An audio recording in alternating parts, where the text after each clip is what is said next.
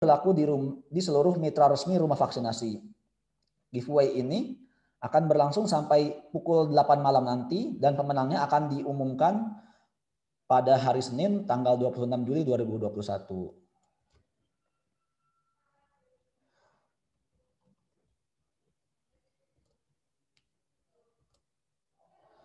Baik, sambil menunggu terhubung dengan Dr. Piprim, kami juga mengajak ayah dan ibu untuk berpartisipasi di webinar ini dengan cara mengirimkan. Oh, baik, Dok.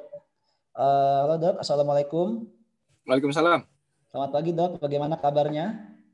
Alhamdulillah. Alhamdulillah. Gimana ya, Dokter Kamil? Alhamdulillah sehat juga, Dok. Makasih banyak, Dok, atas kehadirannya webinar ini ya, Dok. Baik, pada kesempatan kali ini Dr. Piprim akan membahas mengenai mencegah lebih baik daripada mengobati ya, Dok. Mengenal beberapa tingkat pencegahan penyakit, Dok. Ya.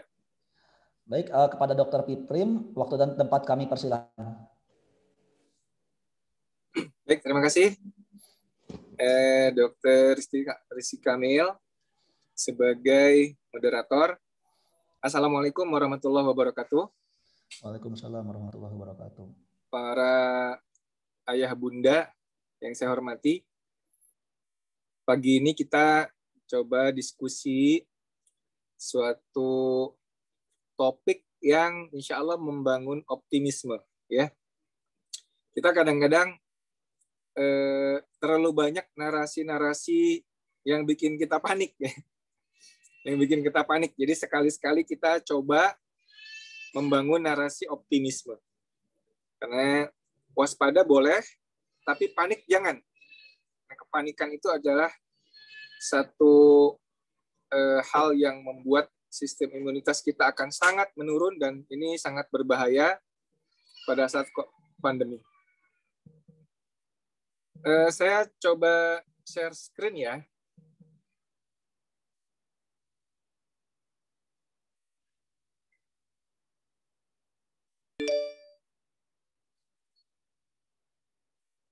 Ya, ini kelihatan?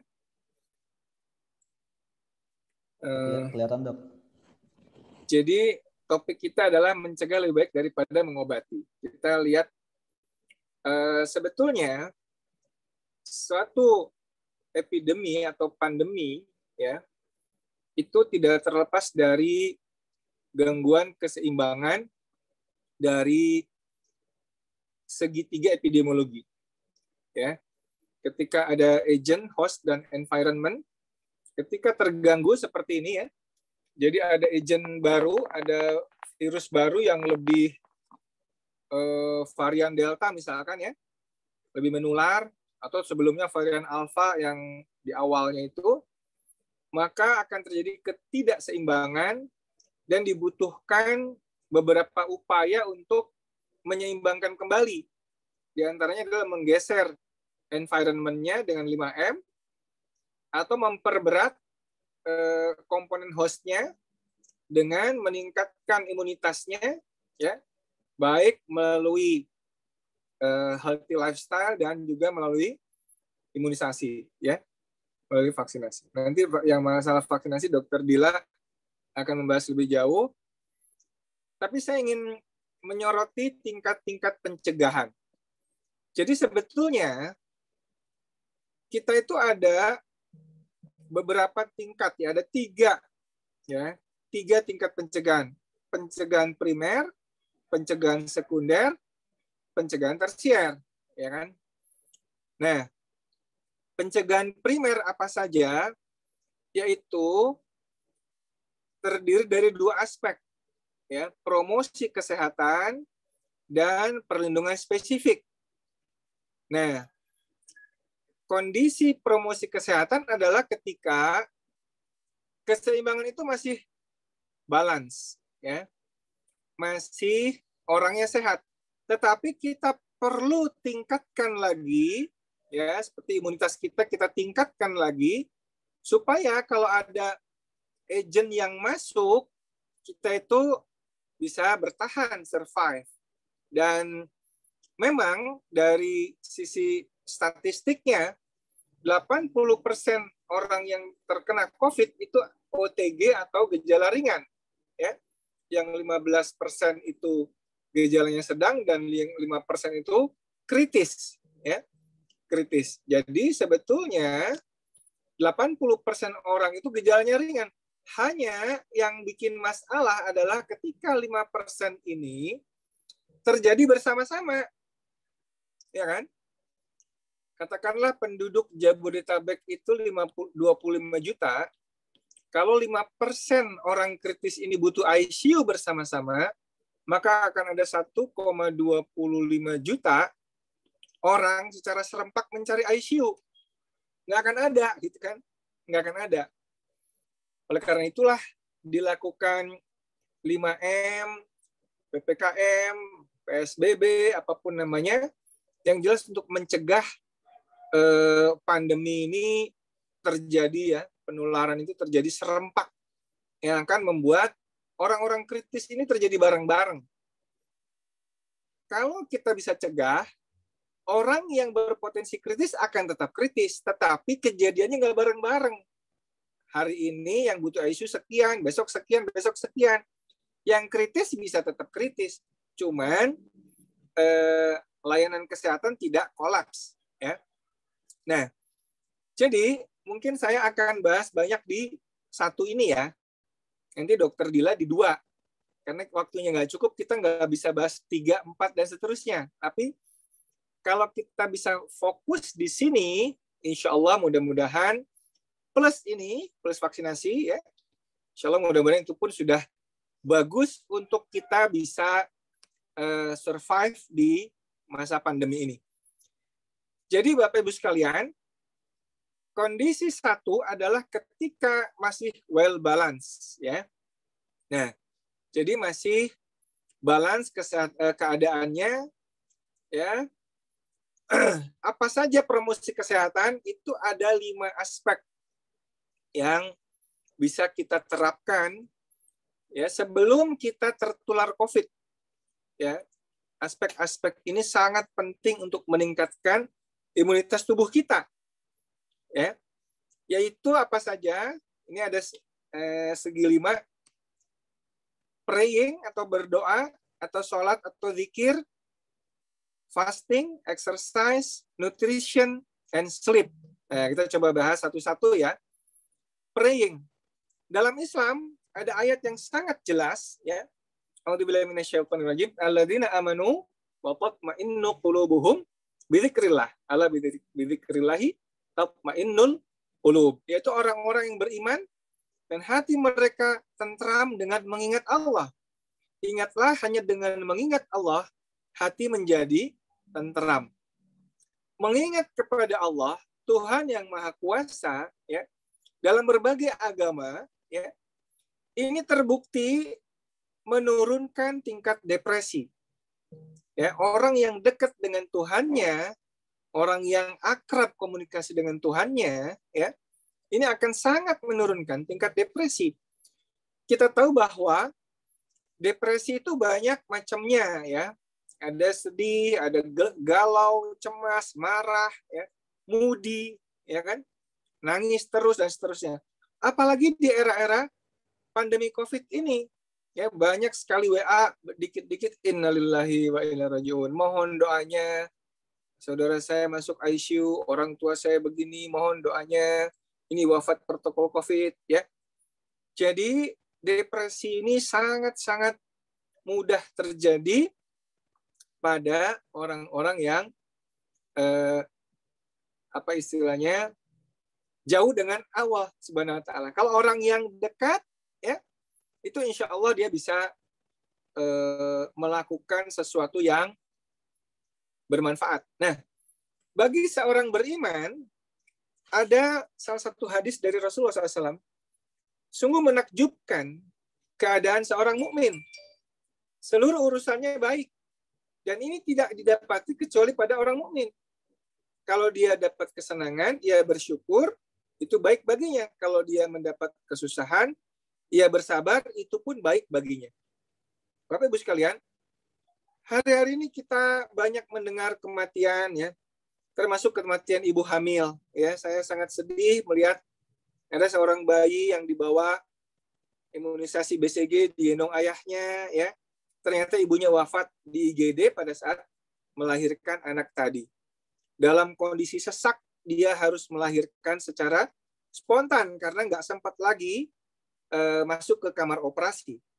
Ya, secara lahiriahnya, ya, kita sangat melihat ibu itu menderita, tetapi pada hakikatnya, kalau dalam konteks akidah Muslim, ibu itu insya Allah wafat dalam kondisi syahidah karena wafat pada saat melahirkan dan akibat pandemi.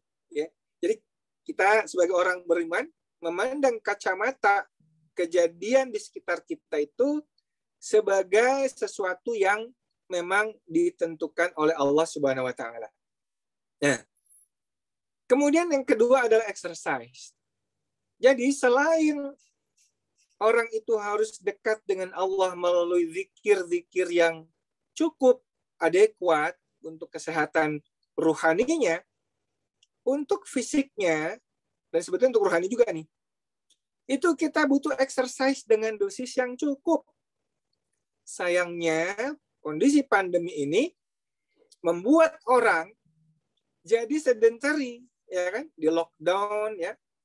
Bahkan sebelum pandemi pun, orang itu coba kita lihat, duduk dia setengah jam di breakfast, ya, duduk di jalan, apalagi rumahnya di Bogor ke Jakarta 2 jam di bis, di kantor duduk 8 jam, mengerjakan PR 2 jam, ya.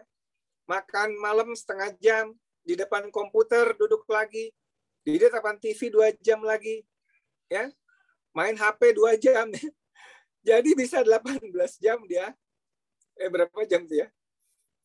Duduknya bisa panjang 10 tambah 6, ya 18 jam, ya. 12 tambah 6, 18 jam dia bisa duduk. Bayangkan, luar biasa. Sedentary 18 jam. Bagaimana itu metabolisme tubuh kalau 18 jam duduk? Padahal manusia itu... Halo, ini masih kedengeran nggak? Saya takut ngomong sendiri nih. Kedengeran, Dok. Kedengeran ya? Iya.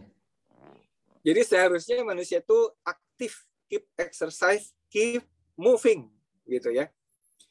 Nah, lalu bagaimana cara kita tetap bisa berolahraga sambil duduk? Nah, ini dia ada solusi yang cukup realistis. Ini kita beli ini nih online ya. Goesan kaki sambil di depan laptop.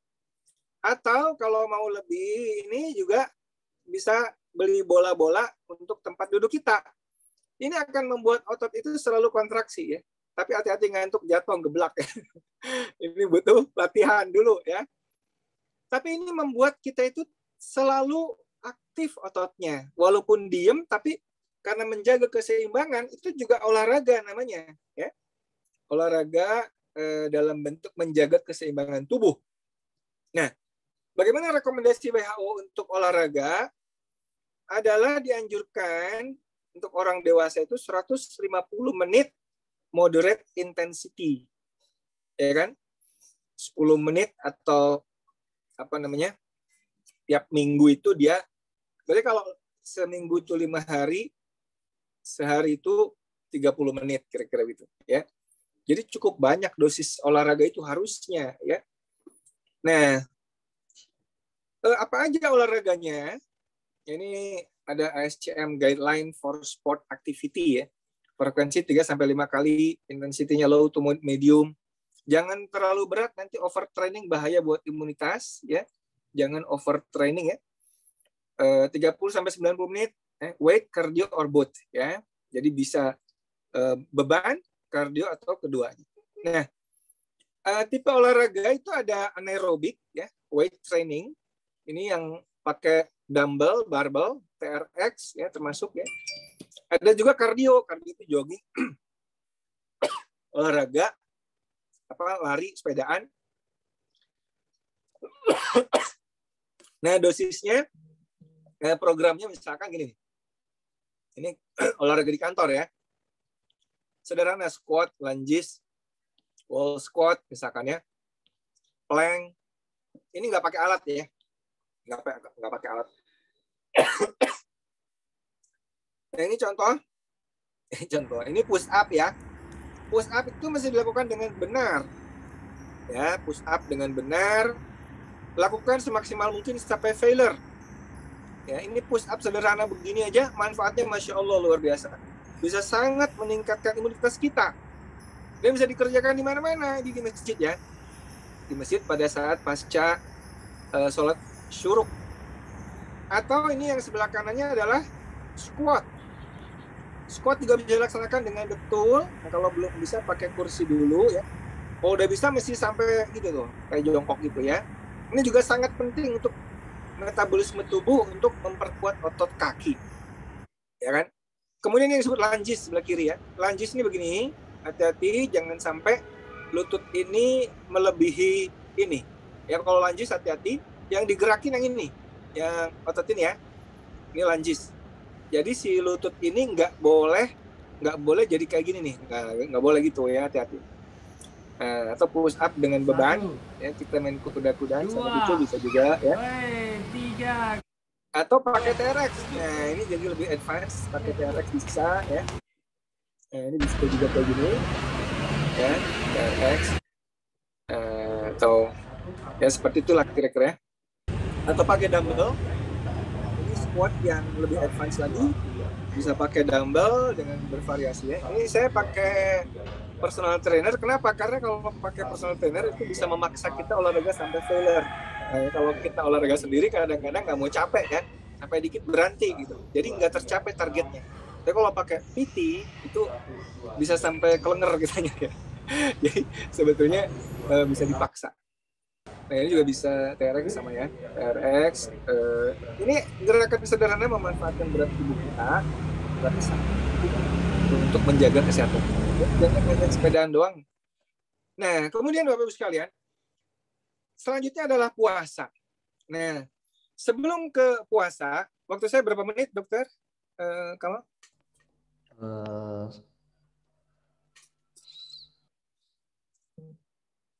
Berapa menit lagi? Dilanjut dulu aja dok, nanti sambil. Lanjut dulu ya. Oke. Dalam salah satu buku, Why We Get Sick, kenapa kita itu sakit ya? Kata Profesor Benjamin Bikman. Rupanya menurut dia akar masalah kita itu, ya kan?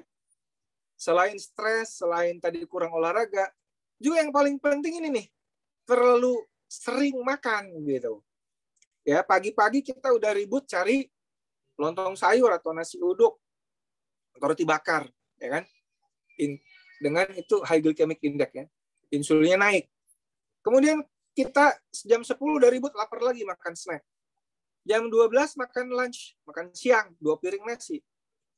Jam 3 sore udah ribut lagi, snack lagi. Lalu dinner. Lalu malam nyegat mie goreng atau mie dog-dog atau mie tek-tek. Jadi kapan kita berhenti mengunyah mulut kita itu, ya kan? Dan ini sebetulnya ya apalagi makanannya kayak gini nih. Refined carb ya. Dia tinggi energi, miskin nutrisi. Nutrisi itu parameternya adalah nutrisi esensial, asam amino esensial dari protein hewani dan asam lemak esensial juga banyak dari lemak hewani ya. Ini bikin cepat lapar tapi tinggi energi. Maka nggak heran kalau makanan kita seperti ini di era COVID bikin ini apalagi nih kaum muda beralih ke makanan junk food saat pandemi coba ya. Makan kayak gini-gini semua ya. Ini high carb, high fat, ada trans fatnya sini. Coba kalau kita makanan begini terus ya, apa nggak gelembung, buncit perut kita dan berat badan kita naik ya. Nah, jadi kita mesti melihat bagaimana aspek nutrisi itu juga berpengaruh terhadap kesehatan kita terkait dengan insulin. Kalau kita terlalu banyak aspek high carb, high glycemic index, ya, proteinnya malah kurang, ya lemaknya juga kurang saking takut lemak, ya, maka itu juga bisa bermasalah. Ini insulin resisten. Kronik hiperinsulinemia ini adalah dasar dari berbagai penyakit diabetes, fatty liver, tekanan darah tinggi, ya, penyakit jantung, pikun, stroke, ya, kolesterol juga, ya. Jadi saya nggak akan lama-lama di sini. Jadi tubuh kita itu akhirnya jadi seperti sampah, ya. Seperti sampah. Nah, sampah itu kalau di dalam tubuh bentuknya lemak yang nempel-nempel di jantung. Jadi epikardiak adipose tissue ya, EAT namanya ya. Bisa juga perlemakan hati di pankreas ya. Nah, kemudian ini kita lihat. Jadi solusinya apa sih? Nah, sebetulnya kata Hippocrates, setiap orang tuh punya dokter loh dalam dirinya. Kita harus bantu dia bekerja, ya kan? Jangan ngandelin dokter luar kayak saya gitu ya. Kita tuh punya dokter. Ini makan saat sakit, Anda memberi makan penyakitnya. Nah, Hippocrates itu rahasianya dia sering puasa, ya. Sering juga menggunakan puasa sebagai resep untuk pasiennya. Nah, itu dia. Ini kata Sir William Osler 1849-1919, dia bapak kedokteran modern. Tugas pertama dokter itu adalah edukasi, bukan meresepkan obat, gitu kan. Jadi di forum seperti ini kita mengedukasi masyarakat, jangan buru-buru ngeresepin obat. Ini kata Benjamin Franklin, dokter terbaik itu yang paling sedikit ngasih obat. Nah, ini kita masuk ke the power of fasting. Karena banyak sampah tadi, kita butuh janitor intraseluler. Ya. Jadi kita butuh yang disebut dengan janitor intraseluler adalah lisosom. Lisosom ini adalah satu unsur di dalam sel, ya, yang pH-nya sangat asam, 4,5. Dia mengandung semua enzim untuk pencernaan, ya, mencerna protein, lemak, amilase, karbohidrat, nuklease, nucleic acid, kemudian juga ini. Nah, inilah yang dikenal dengan autofagi. Ketika orang itu puasa, ya, puasa dan olahraga sih sebetulnya, puasa olahraga, itu autofaginya sangat kuat. Autofagi itu apa? Autofagi itu recycle, jadi ngabisin sampah, ya kan? Kalau puasa itu nggak ada asupan, ya biasanya 18 jam ke atas itu autofaginya baru efektif. Olahraga itu karena dipakai energinya, kekurangan energi karena dipakai. Jadi dua-duanya itu bikin autofagi yang sangat efektif. Autofagi ini sangat penting untuk menjaga imunitas kita tetap stabil, ya, dan sel-sel kita tetap muda, awet muda. Ibu-ibu kalau pengen kinclong wajahnya, cukup autofagi puasa, nggak usah pusing-pusing dengan krim segala macam ya. Nah, ini Prof ini mendapat Nobel gara-gara autofagi. Kata dia, hidup itu harus seimbang antara sintesis dan degradasi, pembentukan dan penghancuran protein. Nah, ini autofagi itu banyak ininya ya, banyak penelitiannya banyak banget. Coba di googling aja autofagi. Ya, ini banyak sekali penelitian-penelitian. Nah, jadi housekeeping dia itu dan juga imun response. Untuk imun response dia bisa sebagai yang dikenal dengan kekebalan non spesifik. Nanti Dokter Dila bicara kekebalan spesifik, ya. Autofagi ini kekebalan non spesifik. Bisa terjadi pada semua sel tubuh makhluk hidup, baik ragi, ya, sel binatang maupun sel manusia. Nah, terkait dengan COVID misalkan, mungkin pernah dengar voice note saya ya. Kenapa pentingnya dipuasakan di awal-awal? Karena kalau kita puasakan di awal tertular COVID, kita ingin mengaktifkan autofagi. Autofaginya aktif, virusnya hancur dengan sendirinya di tahap hari pertama dia masuk gitu. Ya, kita nggak piara virusnya dengan ngasih dia makan. Dengan fasting ini kita aktifkan autofaginya. Nah, selain untuk treatment, fasting ini bisa juga untuk gaya hidup. Ya, dia kalau kita mau nggak cepat menua, ya, ini fasting ini dia akan bikin. Nah, ini yang diusulkan di jurnal ini adalah 18-6 ya, 18 jam puasa, 6 jam makan. Jadi misalkan kita kalau ini sih kita bisa mulai 16-8 dulu ya. Misalnya terakhir makan malam jam 8, besok pagi nggak sarapan, makan siang lagi jam 12 gitu. Jadi antara jam 12 siang sampai jam 20 malam itu boleh makan ya. Di luar itu tidak makan. Ini akan sangat efektif untuk menghambat ya penyakit-penyakit yang tadi disebutkan gara-gara kebanyakan makan, gara-gara kebanyakan harus sarapan mulu ya.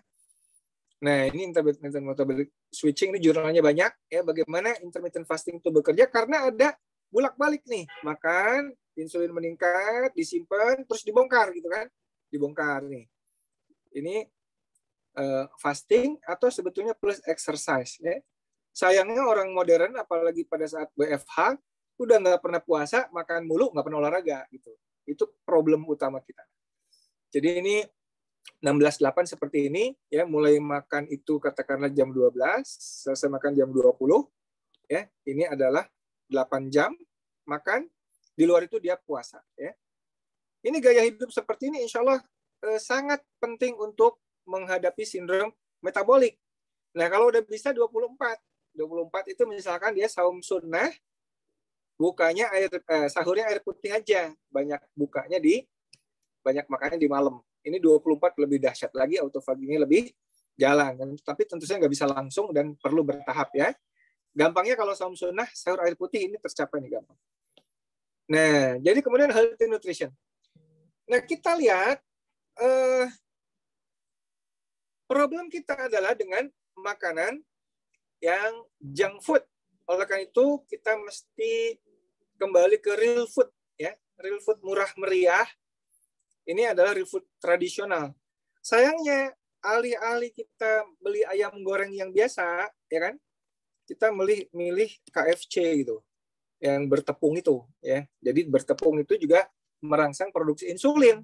Akhirnya ini kronik hiperinsulinemia. Ini makanan murah meriah yang ada di sekitar kita yang sangat menyehatkan, ya. Kemudian yang berikutnya sleep well, tidur cukup. Kenapa harus tidur cukup? Karena sekarang ini banyak orang terganggu tidurnya gara-gara nonton Netflix misalkan, ya. Netflix. Jadi sekarang kalau dulu bioskop itu di bioskop, film itu, kemudian era TV itu di ruang tamu, sekarang dengan eranya Netflix, TV itu di iPad kita di kasur gitu, ya. Jadi banyak orang yang terganggu tidurnya. Padahal apa nih? Padahal kalau kita terganggu tidur satu malam begadang saja, sel natural killer, kekebalan adaptif itu berkurang ini sampai 70%. Oh, ini 100%. Jadi dia berkurang kira-kira 30%, ya. Nah, jadi saya kira itu gaya hidup yang bisa ini tidur juga bikin inflamasi mereda, ya. Yang itu sangat diperlukan pada saat kita pandemi ini. Jadi Bapak Ibu sekalian, kira-kira itu upaya untuk promosi kesehatan, ya, yang bisa kita kerjakan tentu saja dalam kondisi yang pada saat kita sehat, ya. Jadi yang namanya olahraga itu dikerjakan pada saat kita sehat. Pada saat kita sakit, terkena COVID, jangan olahraga dulu di awal. Ya, jangan kebalik. Pada sakit dipakai olahraga capek, malah kelengar pasti. Pada saat sakit kita butuh tidur, puasa, istirahat total. Ya, itu yang paling penting di awal-awal. Nanti kalau udah recovery, udah seger, monggo silakan beraktivitas lagi. Saya kira itu. Terima kasih. Assalamualaikum warahmatullahi wabarakatuh. Waalaikumsalam warahmatullahi wabarakatuh. Baik, terima kasih banyak dokter atas pemaparan materinya yang sangat lengkap dan jelas, dok, pada sesi ini. Materinya sangat aplikatif dan dapat dipraktekkan langsung, ya, dok. Bisa di rumah tanpa peralatan yang advance, dengan yang penting ada kemauan seperti itu. Baik, untuk selanjutnya bagi ayah ibu yang ingin bertanya bisa langsung di kolom komentar. Untuk formatnya nama _ alamat _ pertanyaan, _ domisili _ pertanyaan. Kemudian sebelum masuk ke materi yang kedua, kami mengingatkan kembali kalau saat ini Rumah Vaksinasi sedang mengadakan giveaway. Caranya bagaimana? Pertama, ayah ibu bisa cek ke Instagram rumah vaksinasi dan melihat postingan webinar ini. Kemudian postingan tersebut di like dan berikan komentar berupa mention 3 orang teman. Kemudian postingan tersebut di repost, dijadikan Instagram story dan tag juga @rumah vaksinasi. Selanjutnya screen capture kehadiran Bapak Ibu di webinar ini dan tag juga Instagram @rumah vaksinasi. Dengan syaratnya Bapak Ayah Ibu harus memfollow Instagram @rumah vaksinasi, kemudian harus mengikuti webinar ini, dan selama mengikuti webinar ini Ayah Ibu Instagramnya tidak boleh dikunci atau di private. Adapun hadiah dari giveaway kali ini berupa 10 voucher potongan harga vaksin masing-masing sebesar 200.000 untuk 10 orang pemenang. Nah, voucher ini dapat digunakan untuk semua jenis vaksinasi dan berlaku di semua mitra resmi rumah vaksinasi. Baik, tadi juga ada yang menanyakan kalau mitra rumah vaksinasi ada di mana saja nih. Jadi yang pertama untuk di Sumatera kita ada di Palembang dan di Pekanbaru. Kemudian untuk di Jabodetabek kita ada di Cibubur, Kebagusan, Cempaka Mas, Kemanggisan, Bogor, Sawangan, BSD, Ciledug, Batu Ceper, Cikupa, Alam Sutra, Pondok Gede, Cikarang, Bekasi, dan ada rumah vaksinasi pusat juga. Kemudian di Banten ada rumah vaksinasi Cilegon. Di Jawa Barat ada di daerah Pasteur, Sariwangi, dan di Cibiru. Untuk Jawa Timur kita ada di Malang, Surabaya Lontar, Waru, dan di Pucang. Baik, selanjutnya kita akan mencoba menghubungi Dr. Dila. Ya, Assalamualaikum. Terdengar tidak, Dok? Selamat pagi, Dok. Terdengar, Dok. Pagi. Sehat, Dok. Alhamdulillah. Alhamdulillah, sehat. Dr. Dila, gimana kabarnya, Dok? Sehat, Alhamdulillah. Alhamdulillah. Baik, selanjutnya Dr. Dila akan membahas mengenai meningkatkan daya tahan tubuh melalui upaya vaksinasi ya, Dok? Ya. Baik, langsung saja kepada Dr. Dila, waktu dan tempat kami persilahkan. Ya, terima kasih Dr. Kamil. Assalamualaikum warahmatullahi wabarakatuh. Waalaikumsalam warahmatullahi wabarakatuh. Perkenalkan, saya Dr. Tafdila Rahmaniah atau biasa dipanggil Dr. Dila dari Rumah Vaksinasi Bogor. Saya sekalian share screen ya. Jadi, judul yang akan saya dapat amanah hari ini tentang meningkatkan daya tahan tubuh melalui upaya vaksinasi. Ya. Nah, tadi oleh Dr. Piprim sudah dibahas ada 3 tingkat pencegahan, kemudian dari tingkat yang pertama atau preventif itu ada 2 hal ya. Yang pertama tadi sudah dibahas oleh Dr. Piprim, saya akan membahas yang keduanya mengenai specific protection-nya atau vaksinasinya. Nah, kondisi yang kita alami saat ini, kondisi yang tidak biasa atau kondisi pandemi ya. Sudah banyak yang tahu juga pandemi itu apa sih? Wabah penyakit yang terjadi secara luas di seluruh dunia. Jadi saat ini itu kejadiannya di seluruh dunia, bukan hanya di Indonesia saja. Dengan kata lain, penyakit ini sudah menjadi masalah bersama bagi seluruh warga dunia. WHO sendiri atau Badan Kesehatan Dunia secara resmi mendeklarasikan virus corona atau COVID-19 ini sebagai pandemi pada tanggal 9 Maret 2020. Udah ulang tahun lebih ya, setahun lebih kita berhidupan dengan pandemi ini. Nah, mengenai sejarah imunisasi, sebentar loh. Ya, mengenai sejarah imunisasi sendiri ya, kita perlu tahu katanya kan jas merah ya, jangan sekali-sekali melupakan sejarah. Nah, pada awal abad ke-18 dulu ada namanya Lady Mary Wortley Montagu. Beliau adalah istri duta besar Inggris yang bertempat tinggal di Turki. Dan di Turki, Lady Mary ini melihat bagaimana dokter-dokter di Turki itu melakukan suatu praktik kedokteran untuk mencegah penyakit variola waktu itu. Saat ini kita sudah tidak menemukan variola lagi. Dan apa yang beliau temukan kemudian diceritakan kepada dokter-dokter di Inggris. Sampai akhirnya pada tahun 1796, ada yang namanya Edward Jenner yang saat ini kita kenal dengan Bapak Imunisasi itu melakukan imunisasi variola pada seorang anak berumur 8 tahun. Hasilnya adalah setelah dilakukan imunisasi variola itu, jadi sang anak dikenalkan dengan kuman cacar dari sapi waktu itu. Bagaimana dengan dikenalkan dengan kuman, ternyata anak tersebut bisa terlindungi dari penyakit variola tersebut dan anak itu menjadi kebal atau tidak tertular terhadap variola.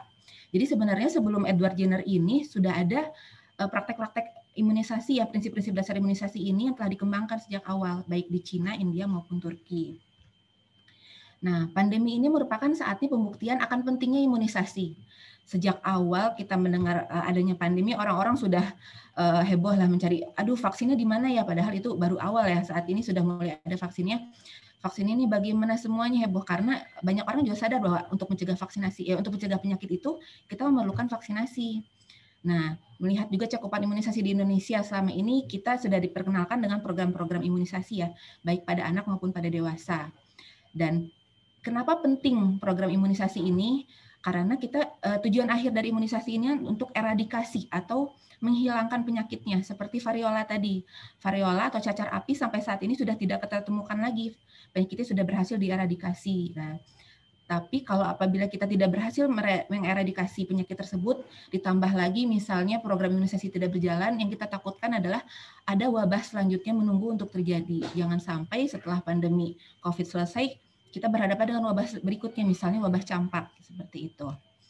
Jadi bingung nih, apa sih hubungannya imunitas atau kekebalan tubuh kita ini dengan imunisasi atau vaksinasi? Benang merahnya tuh di mana sih gitu ya? Kenapa dengan imunisasi dan vaksinasi kita bisa kebal? Fungsinya itu bagaimana? Pertama kita coba definisinya dulu karena masih banyak orang yang bingung imunisasi sama vaksinasi itu sama atau beda sih. Nah, imunisasi itu sendiri adalah proses di mana seseorang atau makhluk hidup itu menjadi terlindung dari penyakit. Proses ini terjadi di dalam tubuh kita sendiri. Imunisasi itu sendiri dapat terjadi aktif ataupun pasif.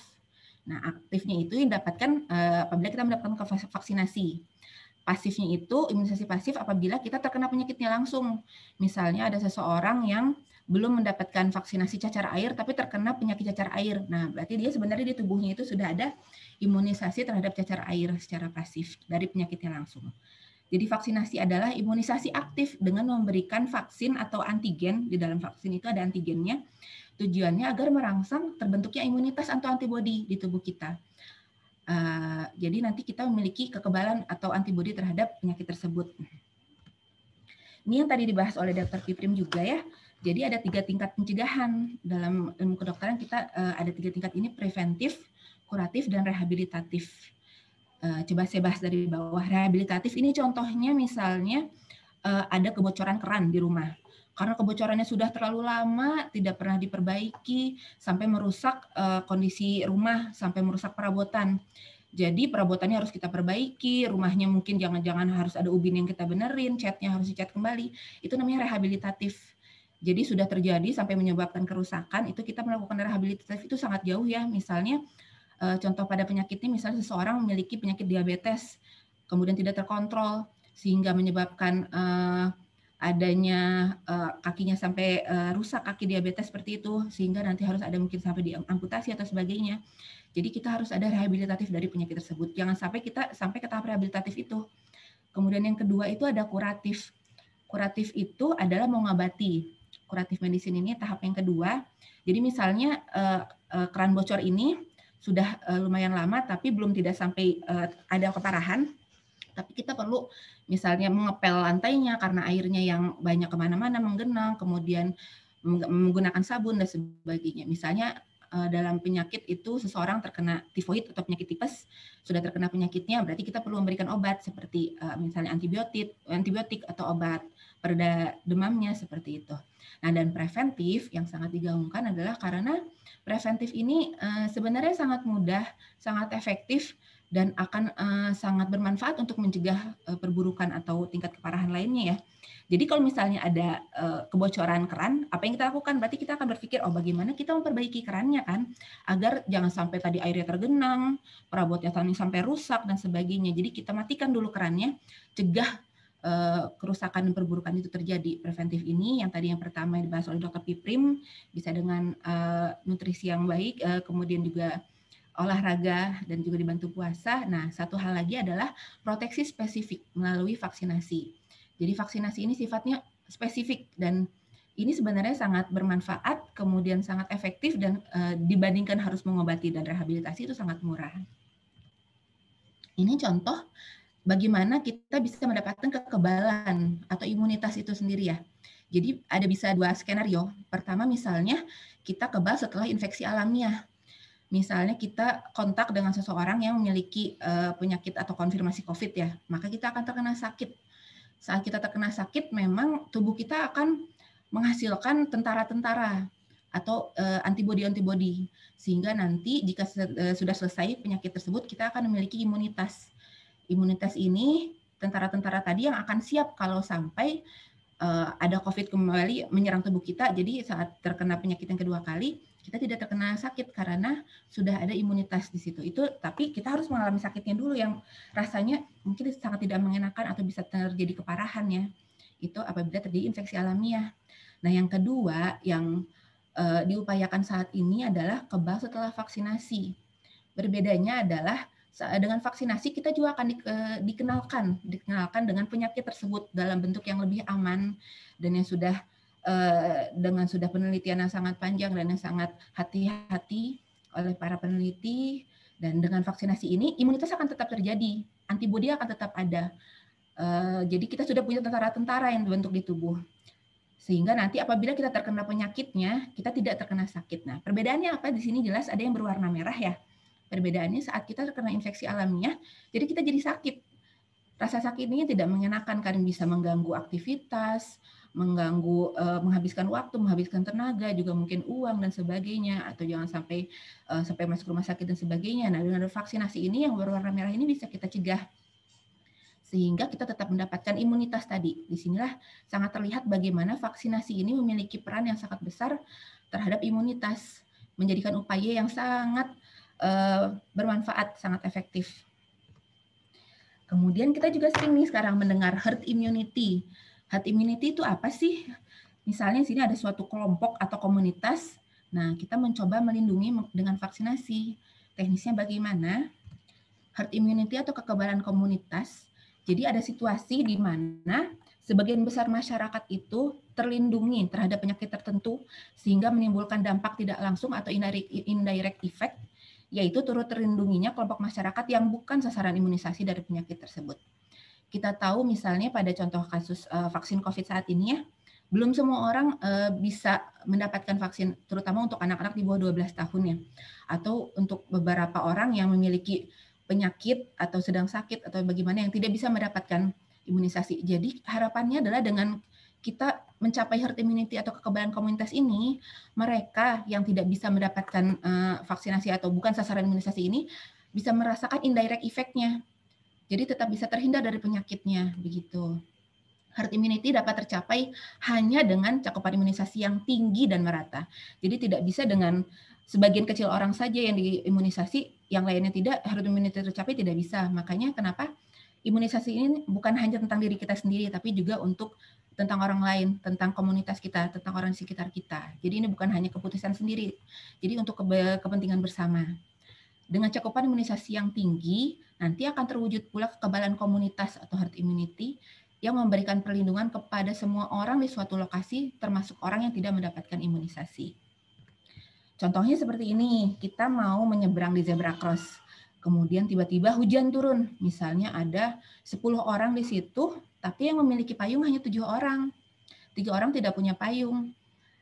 Tapi apabila 7 orang yang memiliki payung kemudian membuka semua payungnya semua dibentangkan, sehingga 3 orang yang tidak memiliki payung itu bisa terbantu, terlindungi dari hujan ya.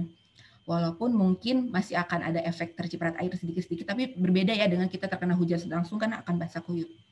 Jadi itulah contohnya herd immunity, di mana apabila ada sebagian besar orang di situ sudah diberikan imunisasi atau vaksinasi, maka orang-orang yang tidak mendapatkan atau bukan sasaran itu bisa juga ikut terlindungi. Ini contoh herd immunity threshold yang sudah ada untuk penyakit-penyakit lainnya. Misalnya campak. Campak itu diperlukan angka cakupannya itu 83 hingga 94% agar penyakit campak ini tidak mengenai mereka yang belum bisa mendapatkan vaksinasi atau bukan sasaran vaksinasi. Ini gambar yang lebih mudahnya lagi. Misalnya ada orang-orang yang berwarna biru ini yang belum mendapatkan vaksin tapi sehat. Kemudian ada yang berwarna merah, dia belum mendapatkan vaksin tapi dia sedang sakit dan bisa menular. Misalnya di satu RT ada 2 orang yang terkena COVID ya. Di situ belum ada yang divaksin COVID. Hasilnya bisa lihat di sebelah kanan. Berapa banyak orang yang menjadi tertular dan menjadi sakit. Warna merahnya semakin banyak ya, dan orang-orang yang sehat itu hanya sedikit, jadi yang tersisanya memang sedikit. Contoh skenario yang kedua, ada yang berwarna kuning. Dia sudah diberikan imunisasi dan tetap sehat. Misalnya, tapi di sini belum semuanya, mungkin hanya sekitar berapa persen ya, 10-20% di sini dalam satu komunitas. Dan tetap ada orang yang sakit, hasilnya di kanan kita lihat bahwa yang sakit pun tetap masih banyak, walaupun lumayan berkurang ya. Tidak seperti yang sebelumnya kan, dia sedikit sekali ya, yang tetap sehat. Di sini sudah semakin banyak. Nah, skenario yang ketiga yang diharapkan saat ini adalah apabila orang yang mendapatkan imunisasi vaksinasi ini tuh semakin banyak. Tadi ya, sebagian besar dari suatu komunitas. Jadi yang biru-biru ini mungkin orang-orang yang belum bisa mendapatkan vaksinasi seperti misalnya bayi baru lahir ya, orang yang memiliki imunitas yang sangat lemah seperti pasien kanker ya. Jadi walaupun seperti itu, lihat di kanan banyak sekali orang yang terlindungi ya, dan jadi orang yang terkena sakit hanya 3 orang, yang pertama hanya sedikit sekali. Disinilah kekebalan komunitas atau herd immunity itu kita harapkan itu terjadi agar seperti pada kasus COVID ini semakin berkurang mereka yang terkena penyakitnya, apalagi sampai terjadi keparahan. Nah, mengenai rekomendasi dari WHO sendiri, vaksinasi di masa pandemi itu ada 3 hal. Yang pertama tentunya vaksinasi COVID-19. Jadi vaksin apapun yang ada bisa langsung diambil, jangan ragu, tidak perlu memilih-milih vaksin, karena yang perlu kita lakukan adalah sekarang program imunisasinya. Sebanyak mungkin orang mendapatkan vaksinasi ya, yang tadi yang berwarna kuning itu tadi. Jadi semakin banyak cakupan imunisasi semakin tinggi, jadi herd immunity tercapai. Harapannya seperti itu. Kemudian yang kedua, WHO pun merekomendasikan untuk mendapatkan vaksin yang ditujukan untuk mencegah penyakit terkait saluran pernapasan. Terutama ada 3. Yang pertama adalah vaksin influenza. Sudah ada banyak artikel ilmiah yang membahas mengenai bagaimana peran vaksin influenza ini pada kondisi pandemi COVID seperti sekarang. Jadi vaksin influenza ini sangat bermanfaat untuk mencegah angka keparahan atau severity dari COVID itu sendiri apabila seseorang terkena COVID, bahkan juga mampu mengurangi risiko terkena pada mereka yang sudah mendapatkan vaksin influenza. Kemudian vaksin pneumonia atau radang paru. Vaksin pneumonia atau radang paru ini bisa diberikan terutama memang pada anak-anak di bawah 5 tahun dan juga untuk lansia di atas 65 tahun. Sangat bermanfaat. Untuk beberapa artikel ini yang menyatakan bahwa kebanyakan pasien COVID kita itu kan memiliki tambahan infeksi atau infeksi sekunder ya, biasanya adalah pneumonia atau infeksi di paru-paru, radang paru-paru itu ya. Bagi mereka yang sudah mendapatkan vaksin pneumonia, orang itu akan mengurangi angka kesakitan itu sampai 6 kali lipat atau angka keparahan, severity dan mortality-nya. Kemudian pada anak-anak yang sudah mendapatkan vaksin pneumonia lengkap ini bisa berkurang sampai 59% kemungkinan kecil mengalami gejala beratnya, seperti itu. Juga vaksin pertusis atau batuk rejan yang biasa kita kenalnya ada di DPT ya, sudah. Kalau anak-anak itu ada di DPT, kalau pada orang dewasa itu ada di TDAP.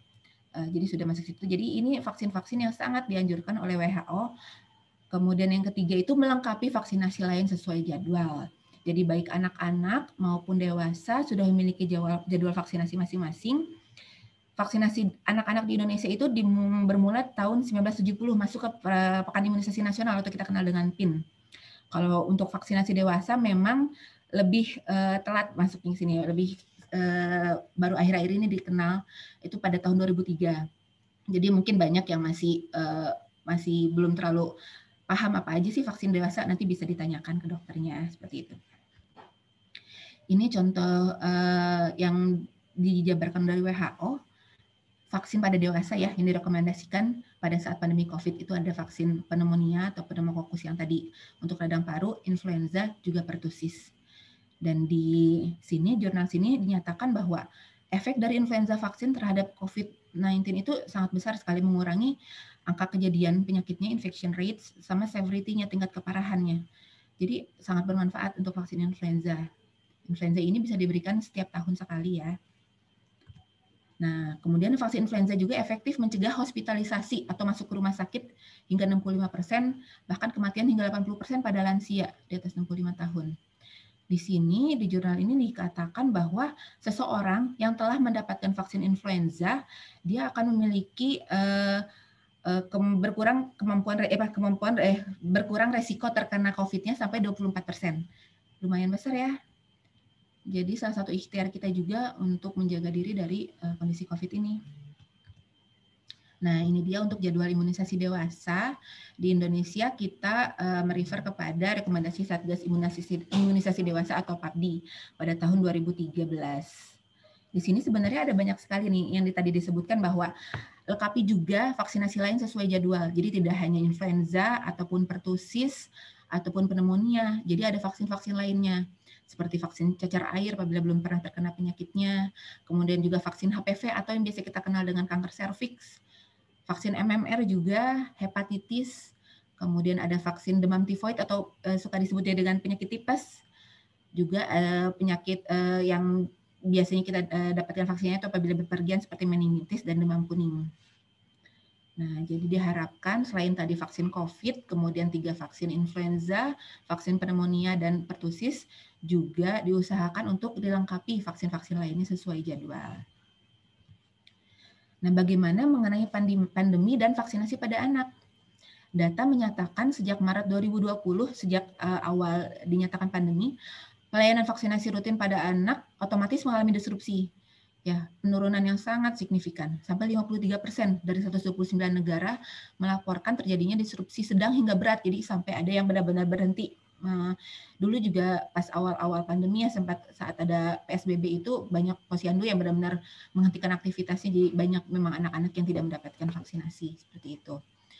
Jadi dari data sekitar 23 juta anak tidak mendapatkan vaksinasi pada tahun 2020, banyak sekali ya.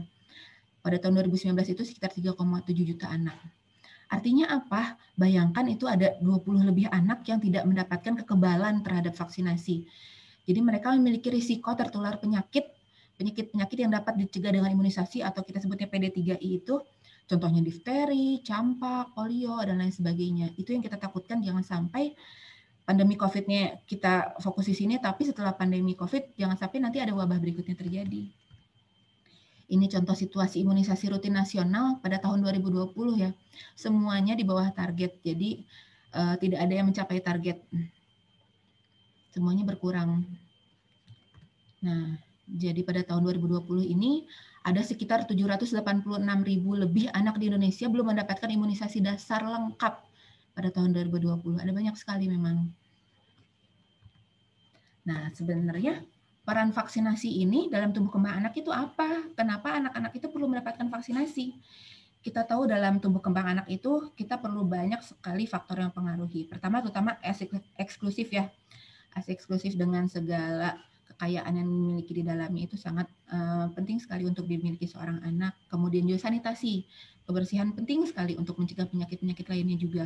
Pengasuhan yang optimal. Kemudian juga air bersih tentunya. Nutrisi yang seimbang. Nah, dan satu lagi adalah vaksinasi.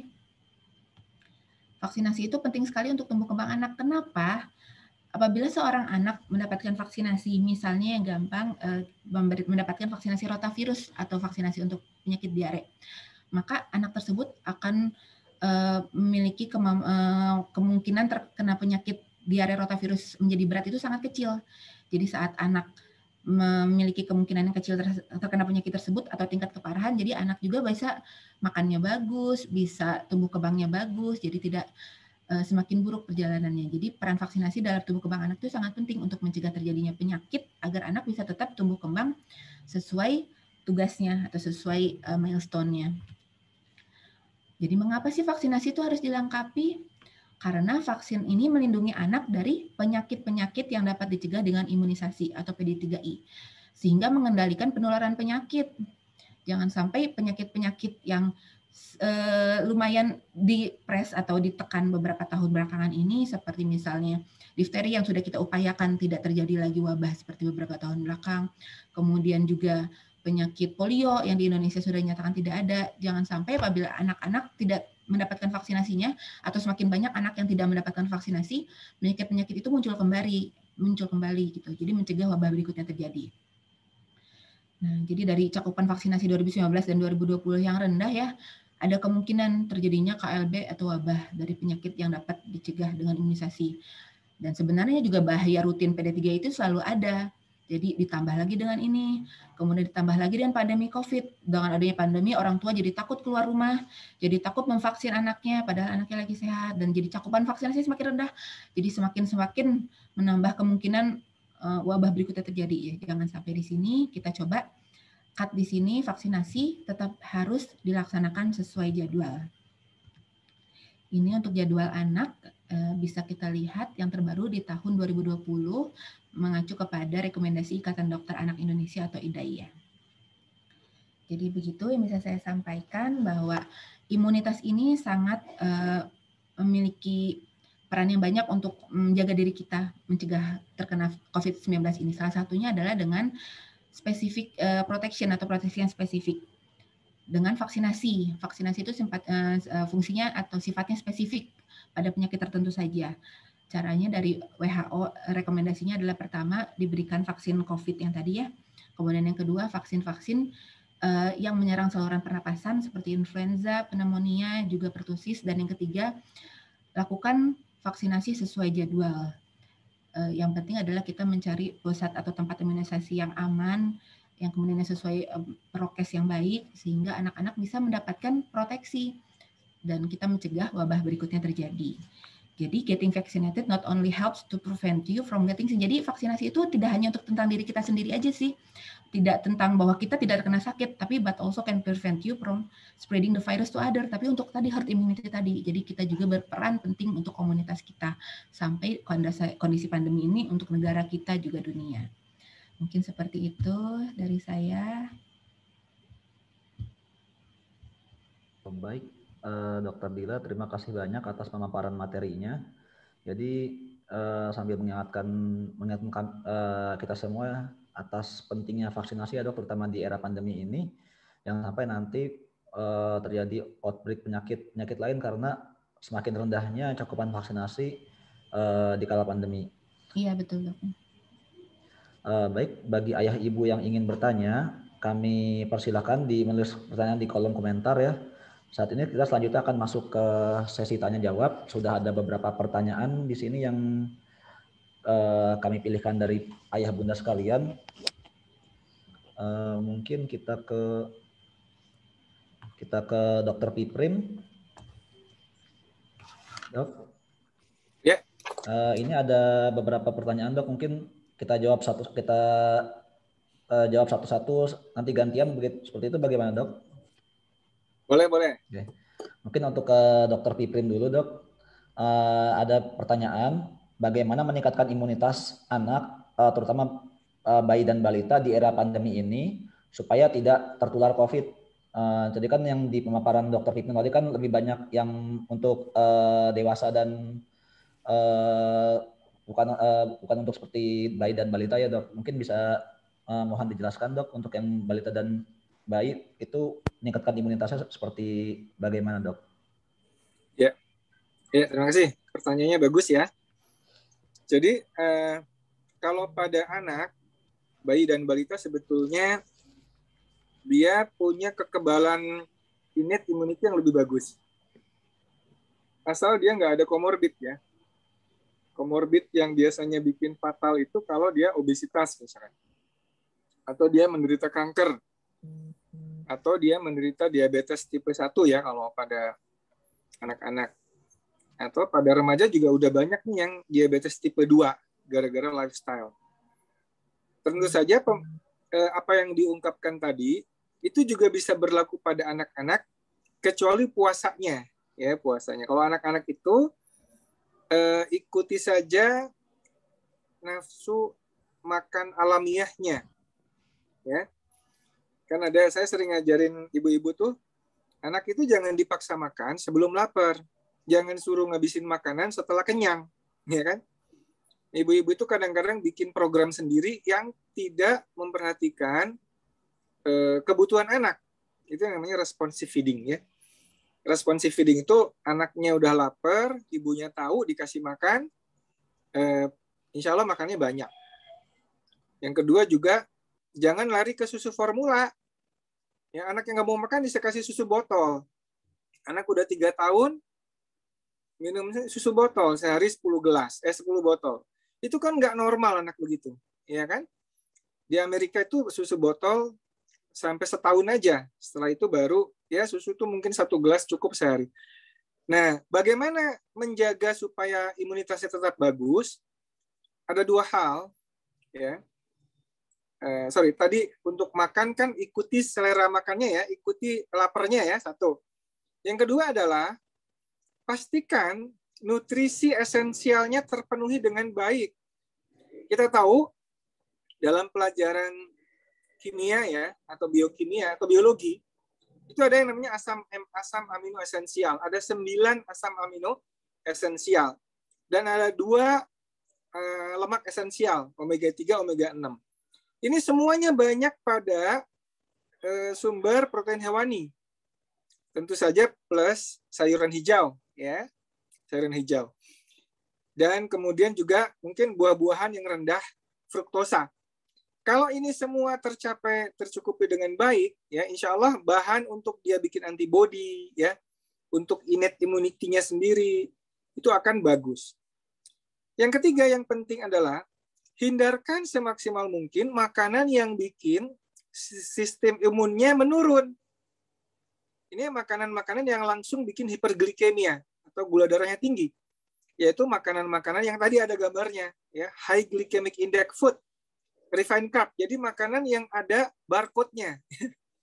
Aneka snack yang di minimarket itu sangat berpotensi untuk menurunkan imunitas anak. Itu ada penelitiannya, hiperglikemia itu sangat menurunkan fungsi leukosit. Leukositnya jadi nggak lincah.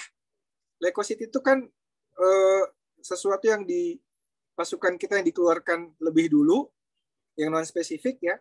Kalau ada patogen di situ, dia langsung masuk ke situ. Dia bergulir, menyelip gitu ya. Tapi kalau kadar gula darahnya tinggi, kelincahan leukosit ini berkurang. Jadi innate immunity berkurang. Jadi yang keempat, hindarkan dari gaya hidup sedentary. Sedentary itu ya banyak duduk ya. Anak-anak akan banyak duduk kalau dikasih gadget, suruh nonton YouTube, suruh game online. Nanti kecanduan game online, duduk terus, makanannya ngemil yang tadi itu ya udah anak jadi komorbid juga gitu. Ya, jadi saya kira aktivitas anak juga tetap diinikan, kemudian juga makanannya, ya kalau puasa pada anak kan belum wajib puasa, kecuali yang sudah remaja besar ya, itu bisa diajak puasa. Aktivitas ibadah ya, zikir tetap diajak. Jadi saya kira yang 5 hal tadi juga tetap bisa dengan beberapa modifikasi pada anak. Saya kira itu. Baik dok, terima kasih banyak atas jawabannya. Jadi seperti itu ya, pada anak juga mayoritas sama dengan apa yang pada dewasa ya dok, dengan ada beberapa tambahan. Kemudian untuk pertanyaan selanjutnya mungkin ke Dokter Gila dok. Ini ada pertanyaan, jadi kan pada saat PPKM saat ini kan banyak yang tertunda vaksinnya.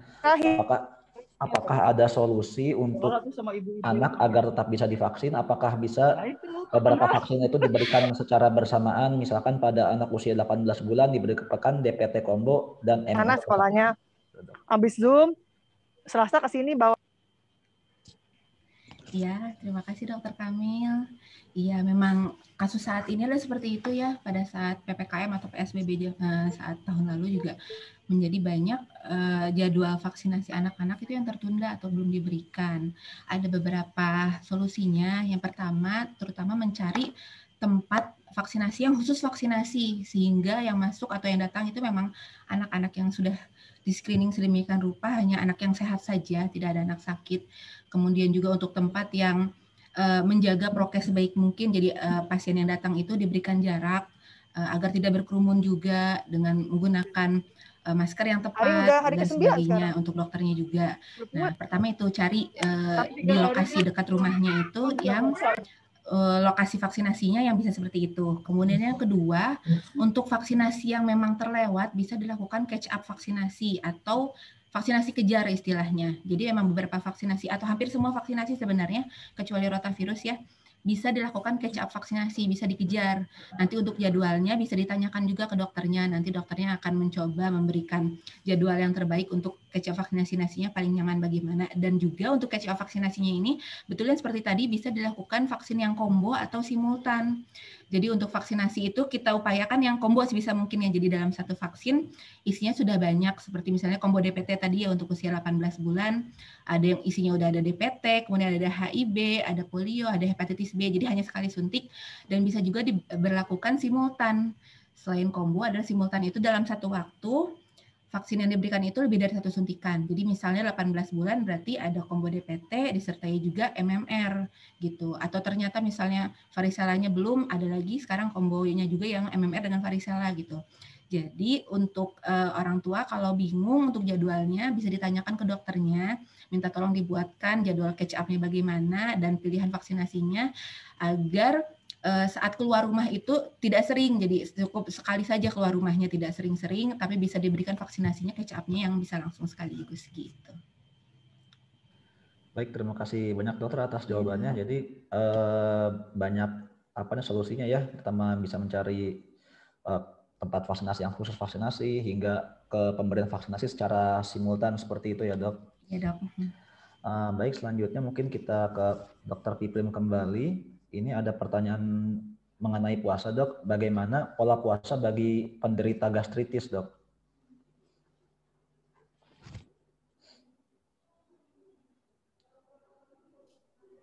Ya, ini yang paling banyak ditanyakan ya. Orang puasa takut dengan mah gitu ya, sakit mah. Padahal gastritis itu sendiri ya biasanya kalau yang masih ringan banyak sekali yang membaik dengan puasa. Kenapa? Karena salah satu penyebab gastritis itu adalah overgrowth bakteri yang tumbuh di usus halus ya. Jadi overgrowth ini bakteri-bakteri penghasil gas ya, yang itu bisa bikin naik gasnya ke atas tuh. Nah, bakteri-bakteri ini makanannya makanan-makanan yang tadi itu, yang tinggi gula tadi, ya, tinggi gula, tinggi tepung. Jadi ketika makanan kita selalu seperti itu, maka bakteri yang nggak benarnya itu tumbuh subur, ya, mikrobiotanya nggak keruan. Justru puasa ini akan memperbaiki komposisi bakteri yang bagus di usus kita, ya, karena bakteri-bakteri yang jelek itu, yang banyak produksi gas yang merugikan itu, nggak tahan kalau di bawah puasa. Jadi bakteri-bakteri bagus itu akan mengalahkan bakteri-bakteri yang nggak bagus karena dia nggak bisa diberi nutrisi lagi. Ya. Jadi pilihan nutrisi itu sangat penting untuk mengatur keseimbangan mikrobiota usus. Ya. Dan ini ilmu tentang ini juga mulai banyak berkembang ya. Di samping itu juga beberapa makanan itu juga bisa istilahnya ada teori leaky gut syndrome itu ya, yang ususnya jadi renggang-renggang sehingga alergen pada masuk gitu. Itu juga salah satu ini. Artinya sebetulnya puasa itu nggak masalah untuk yang tadi yang sakit gastritis atau apa, itu justru bisa sembuh. Coba aja kalau puasa Ramadan itu kan sebulan malah bagus kan, ya kan? Nah, kita kadang-kadang ketakutan nggak makan itulah yang membebani kita. Karena kita sudah di setting otak kita itu harus makan 3 kali sehari dengan 2 kali snack dan plus makan terakhir malam. Itu udah mancep di pemikiran kita ya. Padahal belum tentu itu solusi yang bagus gitu. Ya kan? Siapa tahu kita itu cukup makan tuh 2 kali sehari sebetulnya. Apalagi makin tua ya, kita makin butuh autofagi.